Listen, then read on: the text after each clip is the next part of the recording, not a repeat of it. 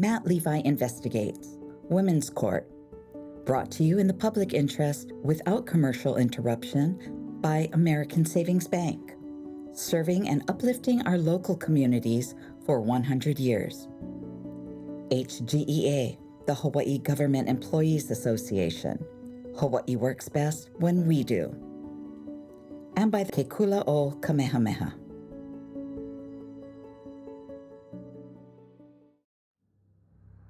This is an interesting fact. Hawaii has the highest rate of incarceration of women as a percentage of the total population in any state in America. Of our total prison population, 12% are women. That's the highest of any state in America. So there already you can see there's a problem.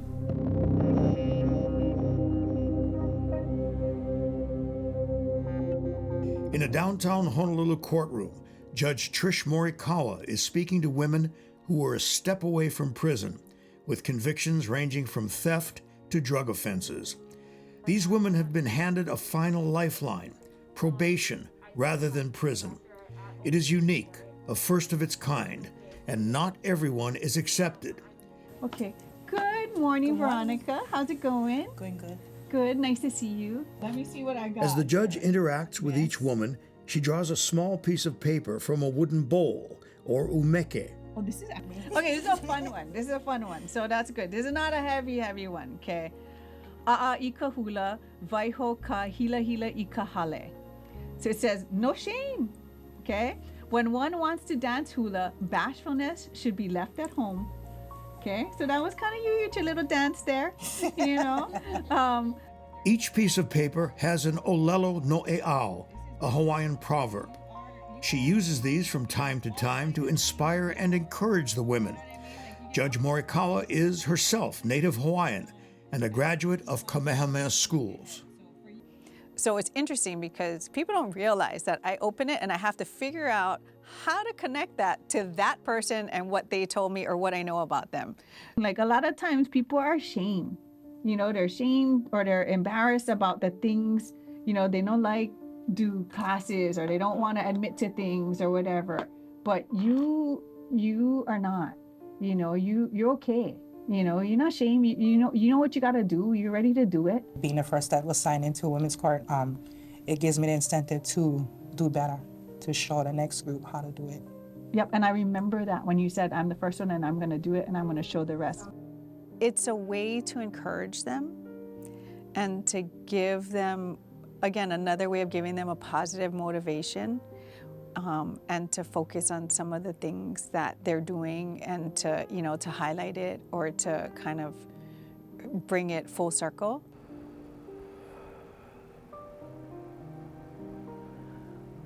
Women's court for me was hope, is hope.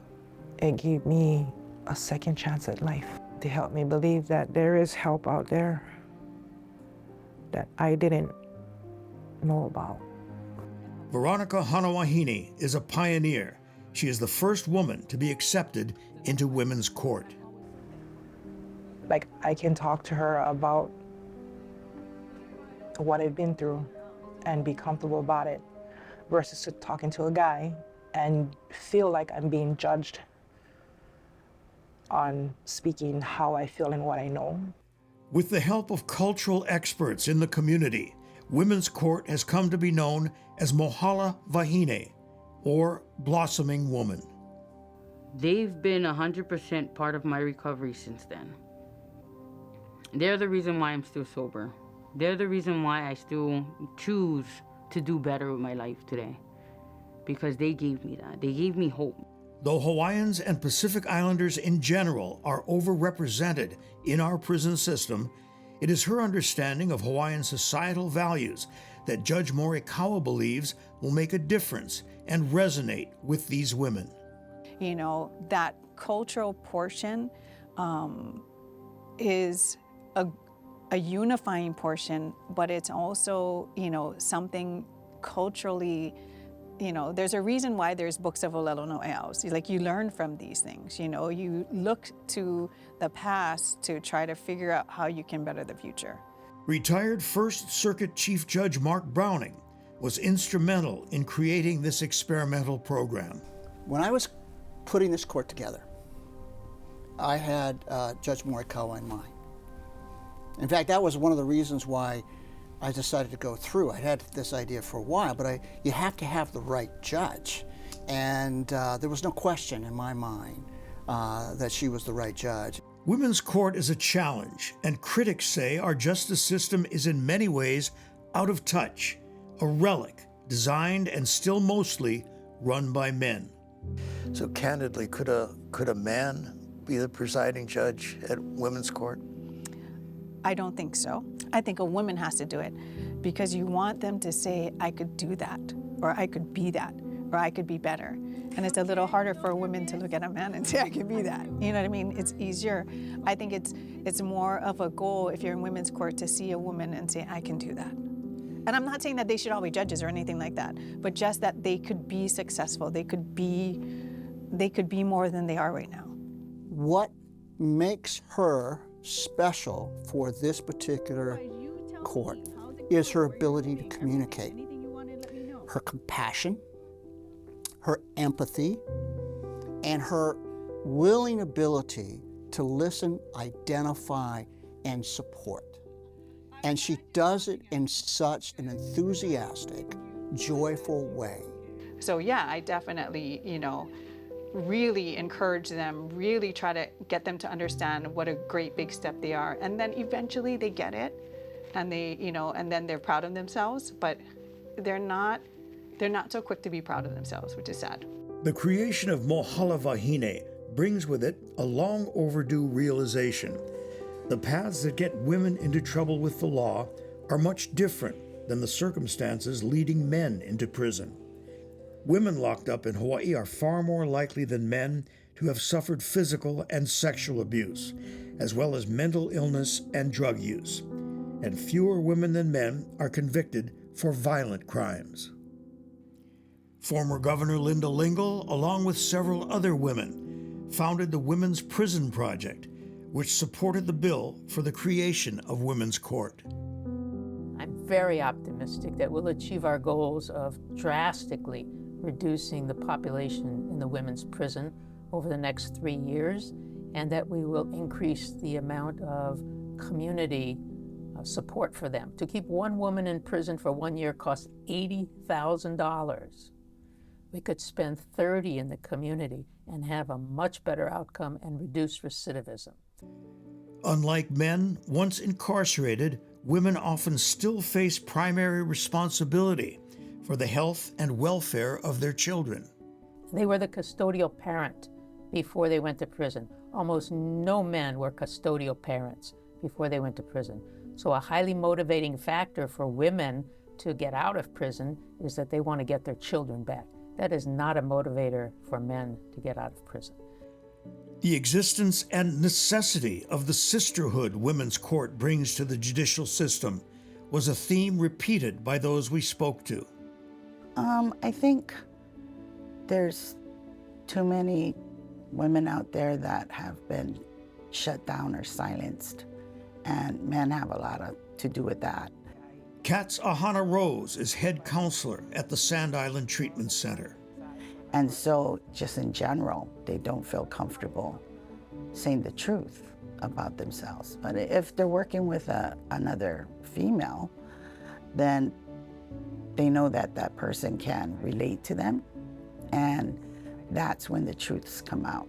The Mohala Wahine section administrator, Sai Aganon, heads a staff of 5, and although male, helped develop the women's court program. We're here not to traumatize people.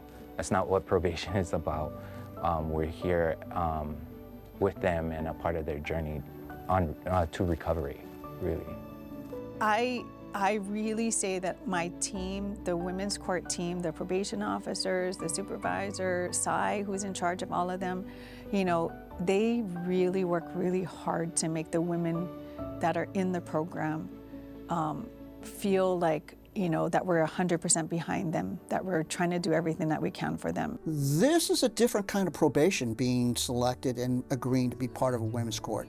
It's sort of like 24/7 intensive supervision and probation to the place and point where you start to progress and are able to find yourself, and this is the participant, find yourself believing in the principles and gaining the trust of the probation officers that are part of this team.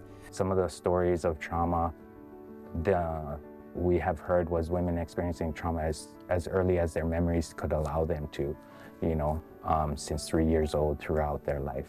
And then they get into situations that eventually lead them to being justice involved.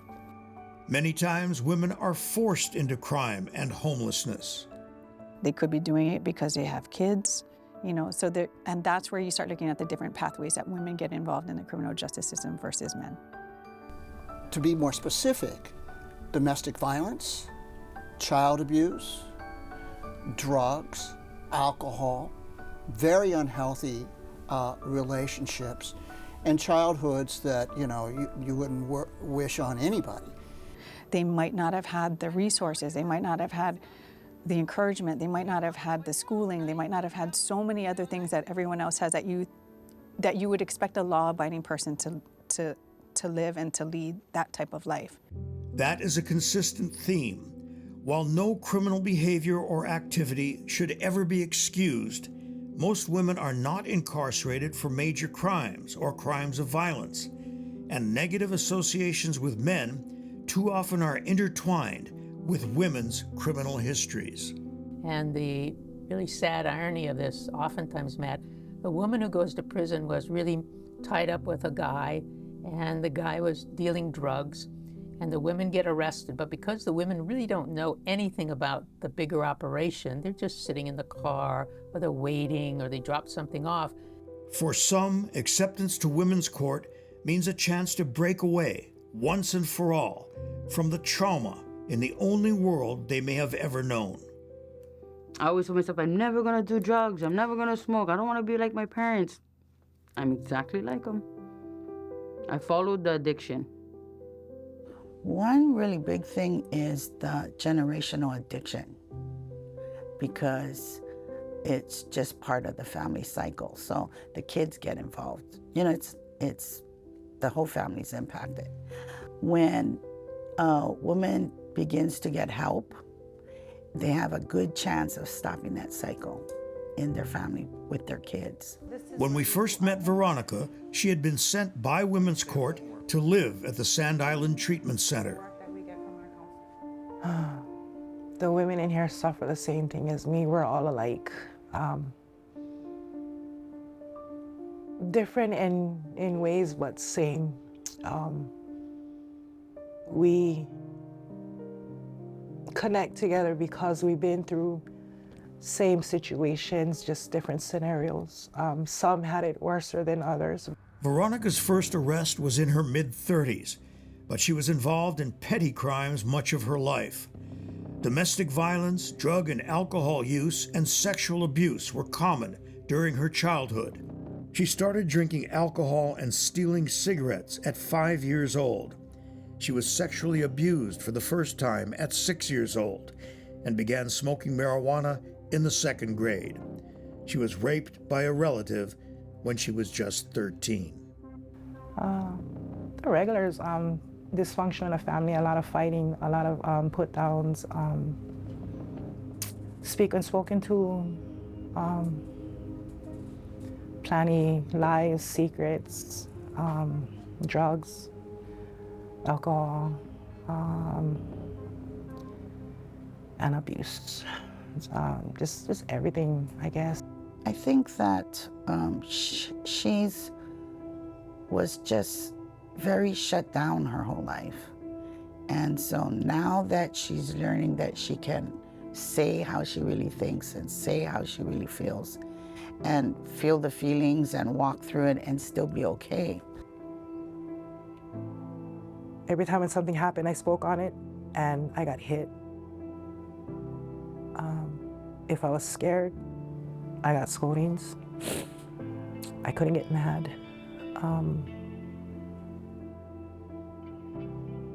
I pretty much got nickings for everything, good and bad. In 2018, when a disagreement with a neighbor escalated, police were called and Veronica was arrested.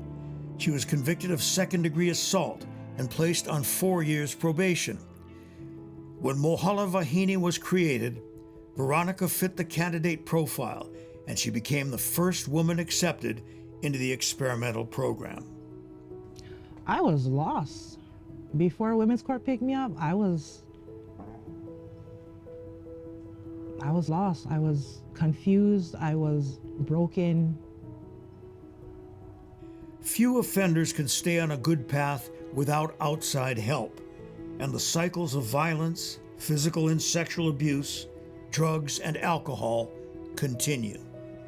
More than 95% of the women are nonviolent. 60% had minor children when they entered, and 85% of the women have suffered childhood trauma, and some all the way up until they went to prison. Sexual trauma, physical trauma, emotional trauma, neglect, abuse, almost all of them. So these are deep mental health issues. If women meet the strict acceptance requirements, they are welcomed into the women's court system. The first thing that we definitely need is the person has to be high risk, high need. So high risk meaning risk of recidivism, and high need meaning need of assistance like substance abuse, housing, homelessness, that type of need of services. So if you're not high risk, high need, then you won't come in. We won't accept you. And then we also have to look at their prior criminal history, things like that. But we do an assessment. Next, they must get accepted into a treatment facility like Sand Island Treatment Center. It currently has a waiting list to get into one of its 123 residential beds. The center treats clients who are often chronically homeless with mental health and substance abuse issues. For the 30 years that I've worked here, I've found that 99% of the women have been abused, beaten sexually, emotionally, mentally. 99%. It's very few that doesn't go through it. Sadly, the numbers of Hawaii women in need of services is difficult to gauge, and most estimates, however large, will never include dreams lost and lives forever changed from promise to tragedy. Some will argue that the women themselves are to blame, but too many are undeniably victims of abuse, now burdened with hidden trauma, their spirit and self-worth destroyed. That's probably why I do this for a living. I'm gonna get emotional. I know that is when you're in it, it's very hard to imagine that somebody's out there that can help you. But if there was no women's court, I would probably be back in jail, honestly. Yeah, without them, I wouldn't be my authentic self today. Absolutely, the person that deserves a better life. Absidi Keawe started getting in trouble in her early teens, mostly stealing from malls, but that soon escalated. My story is kind of sick. You roll around with the sick long enough, you become sick. Before long, drugs began to take over her life. She told us a story about smoking crystal meth with a man she didn't know in a West Side Beach Park restroom. She passed out. When she awoke, she told us she was tied up in the trunk of a car. That was the start of 8 months of sex trafficking. And every day I would have to get walked and shadowed to the shower with a gun to my head, saying, hurry up, go get in the shower. Hurry up, rinse off, because we got to go to the next house. For 8 months. How did you get out? I started to do more crime. I started to make myself get noticed out there. In order for me to get out, I had to find a way to get noticed from the cops, from people. It was convictions for burglary, car theft, and drug charges that finally sent her to women's court. So far, she has made progress. But when we started to finally open up and everybody started to get deep in sharing their life, events and experiences, we started to look at each other like, wow, this is where I can come. Once a woman adjusts to the initial demands of women's court, the requirements for completion of the program are tightened. There is individual counseling and group classes with a deep dive into subjects ranging from domestic violence prevention to basic education. That's one of the things that we try to focus on at some point, getting them into school, getting their GED, getting them to work. Importantly, there is a running theme. We're not playing a game. Your actions here and on the outside have consequences. We will show you a good path, but it's up to you to take that path and stay on it. When you leave here, take control of your life. Don't let someone else make decisions for you. To move out of a treatment center, the women need to find housing in a clean and sober house, like the Transitional House of New Beginnings in Wahine or Mohala in McCully. These traditional homes provide a safe and supportive environment with the goal of leading a clean and sober lifestyle. Finding work is a requirement toward the end of the women's court experience. Getting hired is not easy, especially with a criminal record. At the time of incarceration, many female inmates list welfare payments and other public assistance as their main source of money. They tend to be great workers because they're extremely grateful to have a job. They try to work really hard, and so, and they all want to work. They don't want to be on assistance once they come into our programs, To stay in the Mohala Wahine program, women must actively participate in court-ordered treatment programs. They must stay drug and alcohol-free, attend court hearings, meet regularly with a probation officer, and stay out of trouble with the law. Sometimes they backslide.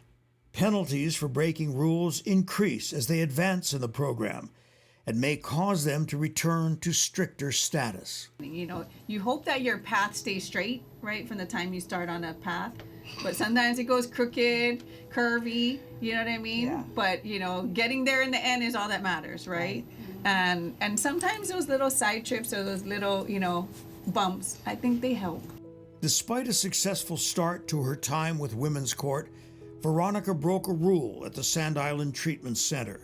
It was serious enough to get her moved to another treatment facility. As much as I was concerned when I first heard about it, I swear within a week she was back on track. So there wasn't a lot of time for me to be alarmed because she just, again, was very motivated and was not going to fail. When we talked to Veronica again, she was back on track and had phased up to living at the clean and sober transitional house. I mean, it's still a struggle every day for me, but the struggle is not as bad. I don't worry as much. Problems I used to have doesn't even bother me anymore. I think that gives me hope for the program to continue. I actually have a lot of faith in her. She's really putting her first foot forward and putting effort into this, and this takes effort. It's incredibly intense in terms of the supervision and the requirements that you have to meet each and every day as a member of that court. Veronica seems to be on track again, but of course, time will tell. She is working and living with her brother. She rose to the occasion. She said from the beginning that she wanted to, be part of our program. She wanted to succeed. She wanted to, be a women's court graduate. Absidy is currently living in a clean and sober house and working full-time. Where I'm at today, I'm grateful. I can wake up and say that, oh, I have work today. Being able to know that I have something to do when I wake up, I did that. I chose to live this life the way I live it today. There are those referred to the program who are veterans of the criminal justice system. But for many young women new to the system, in Women's Court they have found a sisterhood that puts them on a path to the goal of permanently staying productive and out of trouble. women need that support of women. And you can see it when they come to court. They're all supporting each other, they all know each other, and I think it really helps them to move forward with having that women's support. When we work together as women of women's court, something beautiful happens in that moment. You know, hope, dreams, passions, goals, opportunities, life. Something better happens for us at that moment. There is no set timetable for completion of the program. Administrators believe it will take those accepted 2 years to graduate from Mohala Wahine. 35 women are now in the program, with at least 4 set to graduate this summer. There's a lot of women that are incarcerated that hopefully we could keep out of incarceration if we can get them into women's court. Really, I wish that more people would understand that you shouldn't give up on people. If you have a roof over your head, you have a job that can give you money so you can eat, you have the treatment that you're missing, so that you don't get back into the lifestyle that you're at. There's no way else but to go forward. Again, while criminal activity should never be excused or tolerated, we must also realize that there are innocent victims of criminal behavior. Many times the young who suffer physical and sexual abuse through no fault of their own, often in the home. And that abuse, mostly by men against women, can explain how those young girls and women made bad choices, putting them behind bars. Women's court will not work for everyone. No judicial or social program ever does. But it offers a fresh approach, woman to woman, where these victims and survivors are given hope that they can break the cycle of abuse and criminal activity. We saw in this unique experiment a sisterhood who found they share not only the same experience, but also the same heart. Thank you for joining us. I'm Matt Levi. Good night.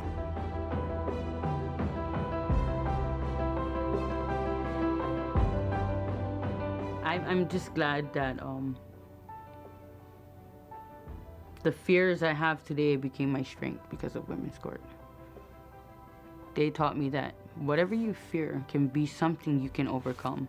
It's how you face it, how you react to it, and what you're gonna respond with it, I don't know, I just see a lot of difference in myself that I could have never believed it to be today. Like I said, I never seen a future in my life.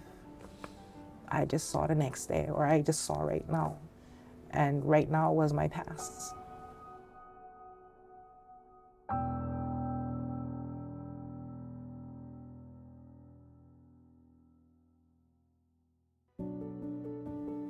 Matt Levi Investigates, Women's Court, brought to you in the public interest by American Savings Bank, serving and uplifting our local communities for 100 years.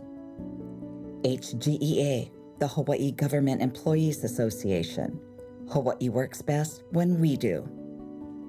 And by the Ke Kula o Kamehameha.